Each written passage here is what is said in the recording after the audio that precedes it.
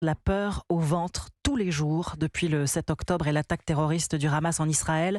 Les Juifs de France vivent avec la crainte d'être agressés. Et les étoiles de David ou les tags antisémites sur les murs à Paris, en Seine-Saint-Denis ou au Petit-Quevilly nourrissent leur inquiétude. 850 actes ou menaces antisémites ont été recensés en moins d'un mois.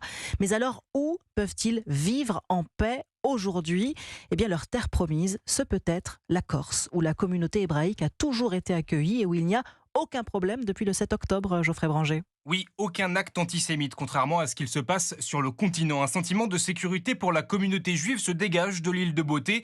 Et ça ne date pas des dernières semaines. Joseph a décidé d'aller y vivre avec sa famille il y a 2 ans. J'ai fait ce choix, c'était pour cette raison justement de sécurité et ne pas être embêté. À l'époque, il n'y avait pas encore trop d'antisémitisme latent, c'était plutôt la sécurité personnelle, de pouvoir marcher dans la rue sans regarder à gauche et à droite et avoir un cadre de vie qui nous permet de vivre notre religion et notre foi et notre liberté en toute sécurité. Et selon Lévi Pinson, rabbin de Corse, de nombreux Français de confession juive souhaitent, comme Joseph, vivre leur religion en sécurité et se posent donc la question de déménager prochainement. La Corse, avec sa renommée et sa tranquillité, pousse les personnes à nous contacter pour connaître les conditions de vie sur place et nous parle d'un éventuel emménagement en Corse. Ils m'expliquent que sur le continent, ils ne se sentent plus tellement en sécurité et que l'avenir est flou et qu'ils cherchaient une région où ils pourraient vivre tranquilles avec leurs enfants. Depuis une semaine, il a reçu une dizaine d'appels de personnes envisageant sérieusement de déménager en Corse. Geoffrey Branger.